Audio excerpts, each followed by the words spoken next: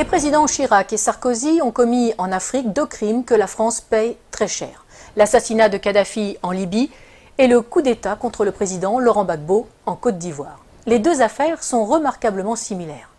Pour résumer, dans les 2 cas, un président français en exercice a sciemment utilisé la force militaire française contre un pouvoir légitime d'un État tiers pour imposer un régime plus favorable à des intérêts privés et semblerait-il également pour éliminer des preuves de financement occulte de campagnes électorales françaises. Et ce sont les populations tant françaises que libyennes ou ivoiriennes qui en paient le prix humain, financier, sécuritaire et démocratique. C'est le cadre général tant en Libye qu'en Côte d'Ivoire. Sur le cas libyen, nous avons régulièrement sur ce même plateau détaillé les conséquences migratoires catastrophiques pour l'Europe et la France depuis que le verrou libyen a été brisé. Nicolas Sarkozy devra en répondre devant la justice, pour l'instant du seul volet financier qui a conduit à l'assassinat du leader libyen avec la complicité des services secrets français, mais il devra également rendre compte tôt ou tard avec le fauteur de guerre BHL des conséquences mortifères pour le peuple libyen et pour l'Europe. Ces 2 hommes ont du sang sur les mains et quelle que soit leur caste, ils devront rendre des comptes. Le cas de Laurent Gbagbo est lui aussi exemplaire. Il est socialiste, mais il est surtout francophile, historien, écrivain, catholique, patriote et n'appartient à aucune loge franc-maçonne. Ce qu'il désire plus que tout, c'est que la Côte d'Ivoire se libère de la France-Afrique que nous avons dénoncée dans notre dernière édition. Il veut aller, comme il le dit lui-même, au-delà des discours. Je cite, « Pour l'instant, il n'y a que des discours, tant que les piliers seront debout, la présence de l'armée française, le franc CFA et le choix des présidents, la souveraineté des pays d'Afrique ne sera qu'un leurre et la France-Afrique, la réalité. » C'est un anachronisme, un scandale tellement énorme, cette dépendance. Fin de citation. Il va vite devenir l'homme à abattre, d'autant qu'il n'est pas prompt à accepter les exigences de Villepin ou de Chirac qui attendaient, selon ses propos, des valises de billets et pas des valises de francs CFA. Longtemps opposant à Félix Houphouët-Boigny, emprisonné pour cela par le Premier ministre de l'époque, un certain Ouattara, qui est désormais l'actuel président, il est élu à la présidence de la République de Côte d'Ivoire en 2000 face à Robert Guéhi. Dès lors, la France n'aura de cesse de lui faire quitter le pouvoir de gré ou de force. Dès 2002, il doit faire face à une tentative de coup d'État par des éléments armés par le Burkina Faso. Non seulement la France ne le prévient pas de l'attaque, comme Laurent Gbagbo le dira plus tard, bien sûr qu'ils ne m'ont pas prévenu puisqu'ils étaient dans le coup. Mais Michel Alliot-Marie, alors ministre de la Défense de Chirac, refuse de faire jouer les accords de défense pourtant imposés à l'indépendance en 1960 par Paris. C'est une affaire ivoiro-ivoirienne, dira-t-elle. Henri Emmanuelli, ancien président PS de l'Assemblée nationale, expliquera cette trahison par cette sentence, je cite, « Laurent Gbagbo a eu depuis le début un souci, faire de la Côte d'Ivoire un pays indépendant. C'est cela qui ne lui a pas été pardonné. » Pour Laurent Gbagbo, ce coup d'État est la conséquence directe d'une loi sur l'assurance maladie qu'il a fait voter. Une loi destinée à mettre en place 2 caisses, une pour les paysans, une pour tous les autres travailleurs, financée par les bénéfices du cacao, du café, de l'EVA, mais aussi des mines de diamants et d'or. Les compagnies de la France-Afrique y voient une menace trop grande pour leur marge. Le coup d'État est donc lancé. La moitié nord du pays sera depuis cette date sous la domination de bandes de pillards et de rebelles. L'immigration de dizaines de milliers d'étrangers et la distribution de cartes d'électeurs visent à fausser le vote des Ivoiriens et à faire main basse sur le sud, Eldorado agricole et minier de l'Afrique. 30% de la population ivoirienne est, selon les dernières estimations, d'origine étrangère.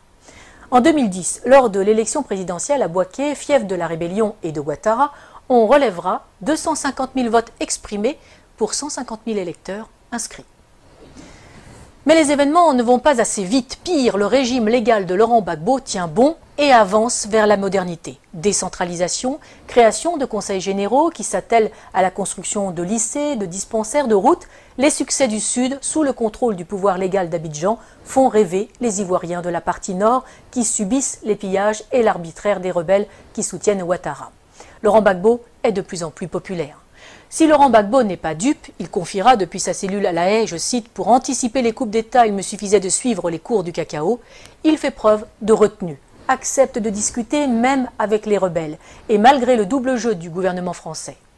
L'ONUCI, l'opération des Nations Unies en Côte d'Ivoire, saluera même le professionnalisme des opérations militaires de l'armée ivoirienne qui ne provoquent aucun dégât collatéral ni victime innocente. Il faut donc trouver un prétexte. La première tentative majeure date du 6 novembre 2004. Deux Sukhoi de l'armée ivoirienne, pilotés par des mercenaires biélorusses, bombardent la zone de confiance, dénommée aussi ZOC, notamment à Man et Bouaké, et font 9 morts et 39 blessés parmi les soldats français. L'armée française réagit et détruit les moyens aériens de la Côte d'Ivoire, ce qui l'empêchera de lutter efficacement contre les rebelles. La force Licorne doit se lancer à l'assaut d'Abidjan. C'est la dernière partie d'un plan en 4 phases. Un plan qui a si bien réussi en Côte d'Ivoire que la France l'a appliqué en Libye et au Mali. D'abord, un appel à l'aide d'un gouvernement fantoche ou rebelle reconnu comme légal. Ensuite, une première promesse d'aide par l'organisation régionale qui se retrouve vite dépassée. Puis un mandat de l'ONU au nom de crimes contre l'humanité, viols, etc. Et enfin, l'intervention de la France sur le plan diplomatique, économique et militaire pour mettre en place les hommes choisis. Mais en 2004, la dernière partie cafouille. Des informations révélées par Wikileaks et des enquêtes de presse suggèrent une manipulation visant à justifier une action militaire contre Gbagbo.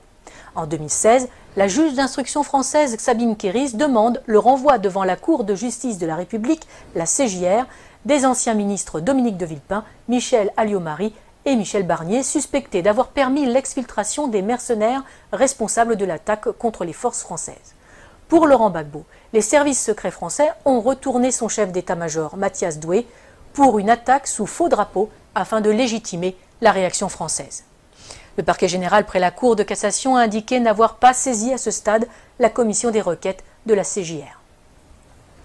En 2011, alors que Laurent Gbagbo a remporté les élections de 2010, malgré les quelques 450 000 électeurs fantômes rajoutés dans le Nord, Ouattara et ses amis français décident de forcer les urnes. Ils contestent les élections, mais refusent de recompter les bulletins, qui sont détruits. Curieusement, le premier décompte avait été confié à une société française dont le directeur recevra un contrat de plus de 152 millions d'euros par le gouvernement Ouattara. Le 11 avril 2011, après 10 jours de combats à Abidjan et de bombardement de la résidence présidentielle par les forces spéciales françaises de la force Licorne et l'ONUCI, Laurent Gbagbo est arrêté en compagnie de son épouse Simone par les forces françaises. Ce n'est pas la fin des morts. Des centaines de civils seront arrêtés, torturés et exécutés par les complices de Sarkozy. La famille de Laurent Gbagbo, les militants, les ministres, les professeurs, des fonctionnaires. Autre victime de cet assaut, sans doute l'une des plus belles bibliothèques de livres classiques français de toute l'Afrique, seule richesse reconnue de Laurent Gbagbo et qui sera détruite par les bombes incendiaires françaises, tout un symbole. On peut se douter que les nouveaux maîtres de la Côte d'Ivoire ont mis le pays et les industries en coupe réglée. À commencer par Alassane Ouattara, l'ami intime de Nicolas Sarkozy, de Laurent Fabius et de Martin Bouygues, et aussi, aux surprises, de Georges Soros. Le moindre coupeur de route et assassin du Nord est devenu qui préfet, qui commandant de police, qui chef des armées ou président de l'Assemblée nationale. Les compétences comptent peu, c'est le nombre de fusils à disposition qui prime tout. Mais parlons des Français. Claude Guéant, l'ancien ministre de l'Intérieur et secrétaire général de l'Élysée de Nicolas Sarkozy, a installé une antenne de son cabinet d'avocats à Abidjan, où il fait des allers-retours fréquents pour développer ses affaires et celles de son gendre, Jean-Charles Charqui, devenu conseiller d'Alassane Ouattara. L'ancien ambassadeur de France au moment du putsch est devenu consultant et passe sa vie dans l'ombre de Ouattara. Les chefs militaires de l'opération Licorne sont devenus consultants et se sont vus confier la juteuse modernisation de l'armée ivoirienne. Il ne faut pas non plus oublier les fameuses annulations des dettes africaines. Ces dettes ne sont pas annulées, elles sont en fait privatisées. Les sommes dues et qui ont été payées par les contribuables français sont finalement payées à des entreprises privées du pays créancier pour réaliser des travaux dans le pays créditeur. Travaux largement surfacturés le plus souvent, les contribuables français sont volés de leur remboursement, les Africains spoliés de leurs investissements. Et généralement, les entreprises favorisées sont dirigées par de grands amis des présidents et ministres en place en France. Ils ne peuvent quand même pas exécuter Laurent Gbagbo, bien que un procès en Côte d'Ivoire, oui, mais sans lui, car il est trop populaire. À la Cour pénale internationale, ce sera mieux, surtout qu'elle est le parfait outil de justice des vainqueurs. Externalisé donc à La Haye pour un procès à charge et inique, le procureur a à sa disposition un budget de plus de 28 millions d'euros. La défense, 76 000 euros. L'une des principales sources d'accusation est l'association Human Rights Watch, qui est entièrement financée par Soros, ami de Ouattara. Malgré ça, Par 2 fois, en 2016 et en 2018, le tribunal ne peut que constater l'absence totale de preuves dans le dossier du procureur. Aucun élément de preuve, aucun témoin fiable. Le 15 janvier 2019, Laurent Gbagbo est acquitté par la CPI de la totalité des charges portées contre lui après plus de 7 ans de prison préventive. Il reste cependant en résidence surveillée en Europe. La Belgique lui offre l'asile. Le temps, paraît-il, pour que le procureur puisse faire appel sur de nouvelles bases. Lui, qui n'a jamais réussi à monter un dossier alors qu'il a travaillé main dans la main avec Ouattara et les gouvernements français. Nous n'avons fait ici qu'effleurer ce sujet vaste et complexe qui pourrait servir de trame à une série d'espionnage et de géopolitique. Pour ceux qui voudraient aller plus loin, qu'ils n'hésitent pas à lire l'ouvrage « Libre pour la vérité et la justice » de François Mattei aux éditions Max Milo. Il est le fruit des entretiens de l'auteur avec Laurent Gbagbo pendant ces 7 années de détention arbitraire. Publié quasiment à la veille de la libération du président ivoirien, ce livre est la preuve que Laurent Gbagbo a eu raison trop tôt. Mais il n'est pas dit qu'il ne revienne pas dans le jeu politique ivoirien, totalement blanchi des accusations portées contre lui, fort de ses réussites comme président et avec un programme toujours plus d'actualité. Il faudrait plus de chefs d'État comme lui en Afrique, conscients des atouts de son continent, préférant des relations saines avec la France plutôt que l'exigence d'une repentance perpétuelle imposée aux Français pour des crimes qu'ils n'ont pas commis.